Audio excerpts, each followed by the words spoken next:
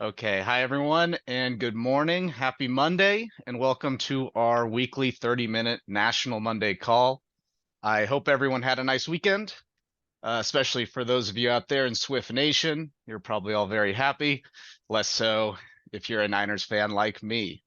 But as always, please put your name and information into the chat as usual, but not like usual. Our usual host and AMCC Executive Director, Matt Bogosian, is traveling today and cannot make the call. Lucky for us, at AMCC, we have a very deep bench of Matts who are ready to go at a moment's notice. So I'll introduce our special guest host, Matt Fieldman, Executive Director of America Works and part of the MEP network, who will be hosting the rest of today's call. I've got a few special announcements that are contained in this past week's AMCC newsletter to get to first, and then Matt, I'll hand things over to you. So as a reminder, everyone, if you're not already receiving our weekly newsletters, you can do so on our website, americanmcc.org, or by emailing me directly. Every Friday, Matt and I will put together relevant news, announcements, federal funding opportunities, you name it. And it's also a great place. If you have news or announcements that you'd like to get out to the network, please just send me an email and I'm happy to include that whenever we send those out. Okay, so a few announcements. Let me make sure I have my links here. Let's see. Okay, first of all, the Department of Energy's Office of Manufacturing and Energy Supply Chains, or MESC, released a request for information late last week on something called the Manufacturing Capital Connector Initiative. I'll put that RFI into the chat right now. This initiative would seek to connect capital providers to manufacturers, especially related to some DOE priority areas like the 48C tax credit and other kind of similar initiatives. So I don't know if there's anyone from MESC on the call right now. I'm having a hard time seeing the participants, but if someone's on from MESC and wants to chime in, please do so. But for everyone else, I just put the link to the RFI into the chat right now, so you can take a look and consider responding to that. Second, there is going to be a webinar coming up next Thursday with our friends at the National Institute for Innovation and Technology, or NIIT. So they'll be hosting this webinar with the Semiconductor Industry Association on their work building a talent pipeline out in Arizona. NIIT is doing a lot of work around semiconductor workforce development and registered apprenticeships with the Department of Labor. So if you'd like to get connected with them, I'd be happy to help you reach out if you want to just send me a note there. I'll put the link to that event in the chat as well. And let's see, my last update is that AMCC's podcast, Manufacturing an American Century, now has 10 episodes out featuring great interviews and exceptional guests. We just had Kate Gordon, who is a scholar at UC Berkeley and the former DOE senior advisor to Secretary Granholm. It was a really, really great interview, and Matt and I are having a blast putting these together for all of you. So please give it a listen if you have time. Send us some feedback. Let us know who you'd like to hear next on those podcasts. I'll put that link into the chat here as well.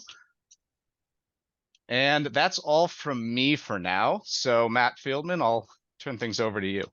Great. Hi, everybody. Good morning. I agree, great game last night, although everybody was upset that I was hanging out with. There was not enough Taylor Swift, frankly. More shots of Taylor Swift would have been better. Okay, so let me share with you the MEP survey for 2024. This is our workforce survey. I just put the link in the chat. You can click on it. You can bookmark it. I'm going to show you how to use it, and then you can explore it as you feel fit. As you feel free to. My email is there as well. I send a monthly e-newsletter around everything you should know about workforce going on. And so shoot me an email if you'd like to join that list. I'm excited to be here for the second year in a row, sharing the workforce survey. And let me share it right now. So the goal is really very much to get all the information around workforce. And the MEP network covers all 50 states and Puerto Rico.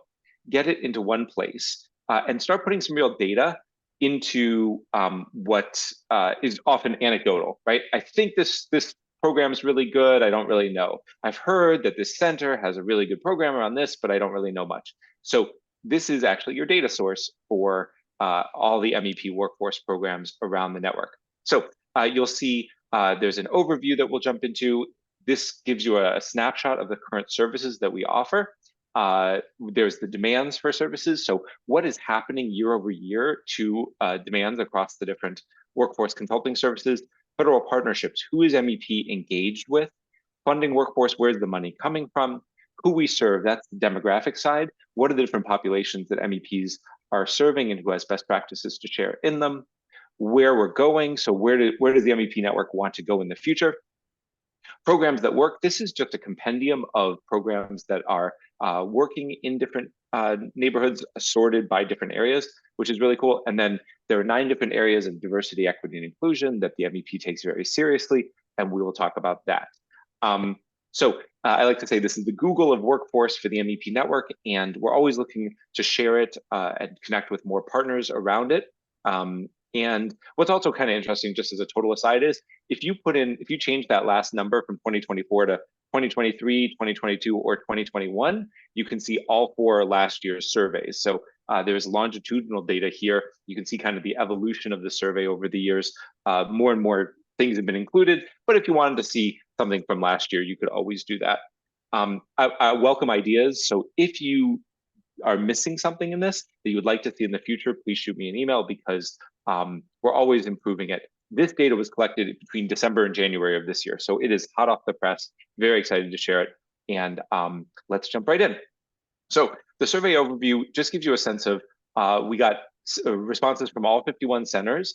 There are 71 completed surveys, and that's because Ohio, Pennsylvania, and New York have what we call multiple subrecipients. So they have many different centers working across those states. So that's why you have 51 centers, but more than 51 responses.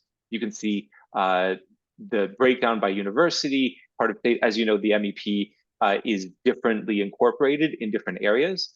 What I want to show you here is this. This is the filter link. If you click here, you can see the responses from any center you want. You can also see any type of center. So let's say, I just want to see those that are part of community colleges. That will then limit you to these 5 areas that are where the MEP is part of a community college. This will also follow you from place to place. So don't forget to click reset if you want to see the holistic results. But let's say you just wanted to see, I saw someone from Maine is here. If you wanted to just see the results of Maine, you could click here, and then Maine would follow you from screen to screen, and you would just see the results from Maine. So that gives you a sense of how you can filter it. Let's jump into services we offer. So again, this is a snapshot of what's going on in the MEP workforce world right now. So excitingly, you can see this is an alphabetical listing of all the different programs, from adult apprenticeships A to youth pre-apprenticeships and youth apprenticeships Y. You can also click on total respondents and see what's the most popular. So you can see leadership development, both for frontline supervisors and C-level executives, very, very popular in the network, all the way down to youth pre-apprenticeships, not so popular in the network. And make sure you're checking out what you're actually looking at. So this is, we currently offer this. But the exciting part is when you click on, we offer this and can share best practices in this area. So you click on that button, and all of a sudden you've got who's got best practices in all these areas. And wait, there's more. You can right click on any of these. So let's say who's got leadership, who's got best practices in this area. So I click, I go to drill through, and I click on respondents. This is the only complicated thing, is just to remember to go to drill through and click respondents. And there are the 7 centers that have best practices that they want to share in leadership development with their email addresses right there. There's different ways to copy and paste it. I won't get into that, but you can see I can contact any of these people and say, what are you doing in leadership development? I'd love to bring it to my neck of the woods. Okay, that's the left side of the screen. Let's jump to the right side of the screen. All sorts of different types of incumbent worker trainings. That's what screen we're looking at right now. We offer this, not surprising, lean training is incredibly popular in the MEP network, all the way down to career readiness training. Again, if you click on, we offer this and have best practices to share, you can see all sorts of different best practices and centers that want to share them. Industry 4.0 training. We're all trying to figure out how do we help our workers better understand Industry 4.0. So let's click on total respondents. We can see cybersecurity, very, very popular, all the way down to cloud computing. and then best practices to share again, all sorts of different areas. And then you can see some new areas too, electric vehicles, automation, all sorts of different things. Program certifications, I get asked this a lot. Okay, I want to offer this training, but what are the right certifications to align with it? So here you go, different certifications, who's offering what in the network, everything from, again, lean and quality, OSHA, all the way down to food. Safeland, I had never even heard of. SACA, great, all great credentials. Really important to know who's doing what. And then finally, tools. This is really important too. Let's track who's using what tools and who recommends them. So let's start with, we use this, Toyota Kata, TWI, DISC, all used across the thing. I'm a big fan of the Working Genius assessment, which if you don't know, highly recommend workinggenius.com, check it out. Okay, so these are the ones who are using it, and then the ones that would recommend it to others. Tooling U actually for the second year in a row, the most recommended tool across the network, and you can go on down to Transfer VR. And then of course, different areas, you can always click on, we would like to use this in the future to see where people want to go and what they want to offer in the future. And that's really helpful for me as I'm putting together programming and webinars and best practice sharing, et cetera, on these different areas. So lots of different cool things going on in where the MEP network wants to go. So that's services we offer, demand for services. This is showing the growth and shrinkage of different areas of MEP consulting. So adult apprenticeships, not surprisingly, workforce is more or less growing across the network. You can see the gray is flat, the green is growing, the red is growing rapidly or increased significantly demand. You can see very, very little is shrinking. The only one that's interesting is consulting on DEI, which seems to be shrinking for about 14% of the respondents. That I think is not just because of a lack of interest from clients. It's often because that is now being incorporated into other types of consulting. So leadership, employer of choice, all that. DEI is now part of that, so it's not necessarily shrinking so much as being used in other places. But you can see, vast growth in quality, in supply chain optimization, just across the board. Lots and lots of growth. Not surprising that's what our manufacturers want. Federal partnerships. This is interesting for my MEP colleagues. Who's partnering with what agencies and organizations? We were all actually very surprised by how many centers are partnering. This dark blue is the actively engaged. 46% are actively engaged with the Department of Defense. 44% with energy. Very surprising to us how engaged they are. So that's a great thing, and something we can and will dive into moving forward. Let's see, funding. So where does the money come from? This is always an important question. So you can see, let's look at apprenticeships. So some are getting client fees, some are getting federal funding, some are not doing it at all.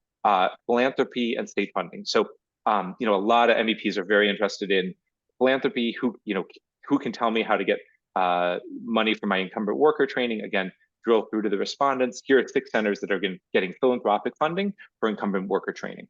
So you can dive into those. This is always interesting. How many people are really doing workforce? So we have 180 full-time employees and another 357 part-time employees. And workforce is an average of 18%, although I wouldn't quote that number in any context, just because it's a really interesting kind of vague number. But well over 500 people working in workforce across the MEP network.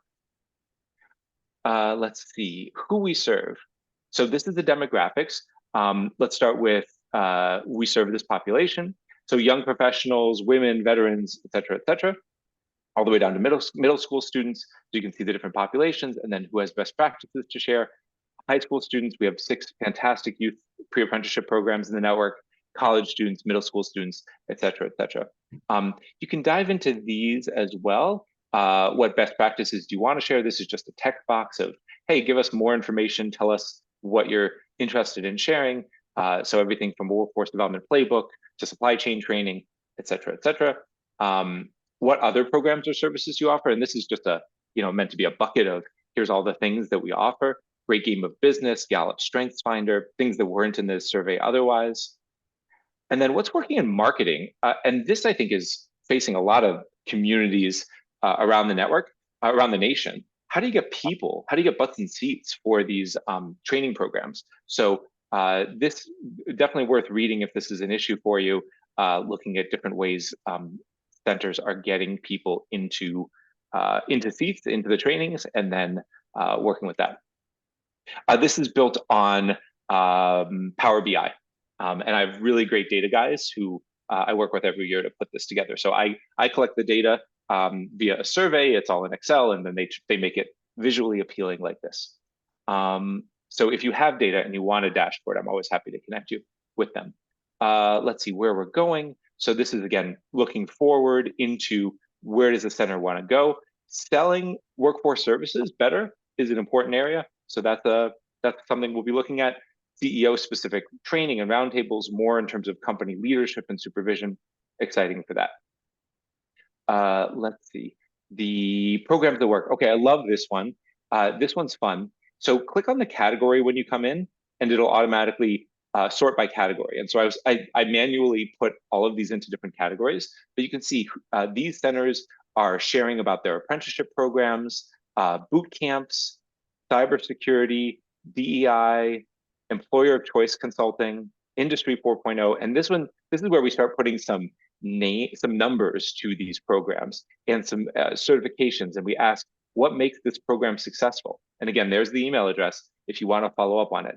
So one of the reasons why America Works exists, and certainly why the survey exists, is there just isn't enough time to build everything from the ground up, right? We want to make our system as efficient and effective as possible. So here's a great way to just leverage what's already been created in this country and bring it to your community. Leadership, lean training. Not surprising that lean is kind of what MEP is the bread and butter of many MEPs, and so you can see the different pieces there. There's the other category, everything from Export Academy, teacher engagement, all sorts of fun other things, engagement with the OLDCC. Peer roundtables, I think, are fantastic for connecting with new potential clients and helping your current ones. Technical training, and youth as the final one. So again, if you're creating anything from the ground up in your communities, stop, take a look at this. You can always reach out to me. There's just no reason to. Everything's been done already. Thank you, Becky. And then finally, 9 areas of DEI. And as I mentioned, this was huge when we did it 18 months ago. It seems to have tapered off quite a bit. I think it's become part of MEP Center culture. We are looking for diverse board members. We're looking for diverse staff members. This has become much more a focus for us. So there aren't great responses in here, but let's see. You can always say training for diverse youth, or offering DEI consulting to clients. You can click on this. We are focused on this. So this one gives you a sense of who's focused on what areas, but it's a lot of different centers. And then you can always read the comments as well, what's going on in each area. So if DEI interests you, this is the screen for you to take a look and see where the centers are as they pursue this area. That said, that is a very fast, high-level review of what the MEP network tool is. If anyone has any questions that might be answered by this, I'd be happy to take a minute or two and dive in. If now's your chance to have a guided, concierge service to get you the data that you want. Well, Matt, I'll just start out by saying this is a really exceptional tool. I love the drill through system that you set up to help people navigate and find the right workforce personnel to contact from the different MEPs. I guess I'm wondering, so this is obviously a great tool for exchanging knowledge between the MEP centers. For someone outside of a center, are there any set plays or immediate actions you would recommend people do to get a sense of, how they can connect to people or what they could do with this data? Yeah. So again, I highly recommend saying, what are our priorities as a community? What did EDA give us money for? What are our current grants, et cetera? Maybe it's something with high school, let's say, for example. So drill through respondents.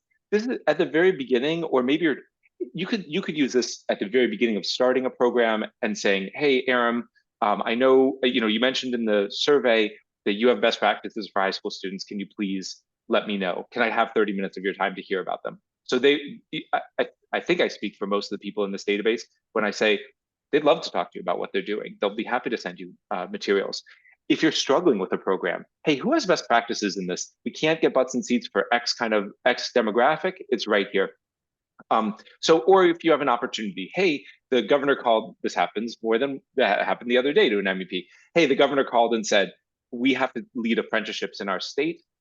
Click, click, click. Here are the centers that have best practices and apprenticeships. Easy to roll with. So I think in many cases for practitioners on the ground, this is a very useful tool to help them really at any stage of launching an MEP program. And really, I found very quickly when I launched America Works that I was the bottleneck, that I'd have 20 emails saying, hey, can you give me best practices in X, Y, and Z? And now I don't have to be the bottleneck. Now this is democratic. Everyone has access to it. You can't break it. So feel free to jump in. And I hope that at some point, some academic is going to take the various longitudinal surveys that we have, because we have 4 years of data now, and say, here's what we're seeing in MEP. We're seeing increases in this kind of workforce, decreases in this kind of training. And that would be really interesting to see maybe post-pandemic how the network has responded. So again, I highly recommend bookmarking that page and using it and sharing it and feeling free. And again, if anyone has any questions, I'm available. And if you have ideas for the future survey, probably a year away, but we'll I kid you not, I have a list already for next year's survey. So stay tuned, and I will put it on my list as a potential item for the future. Great. Let's see. Are there any questions for Matt? I see there are a number of MEP centers represented on the call here as well. Have you used this tool before in past years of the survey? Any stories someone would like to share?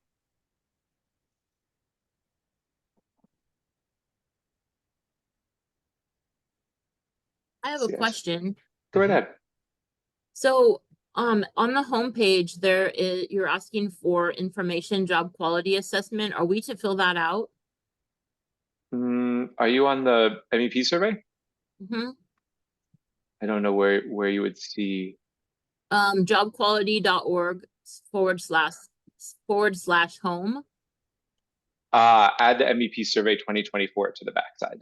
The job quality survey is a different thing. Okay, So this okay. is just the make sure to put in the full URL so you get the full thing. Thank you.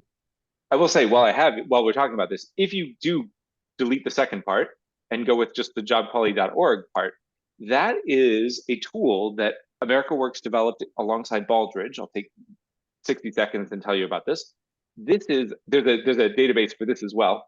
And what is exciting about this is it allows a company to self-assess, are they an employer of choice? This goes by the 8 buckets that Baldrige created around what is an employer of choice, everything from career pathways to compensation, everything in between. And then they can opt in to joining or talking to their local MEP about their issues and their challenges. So anyway, it's a really neat thing. And the backend database is very cool as well, because it gives a really interesting look at the inside of a company. So we love data.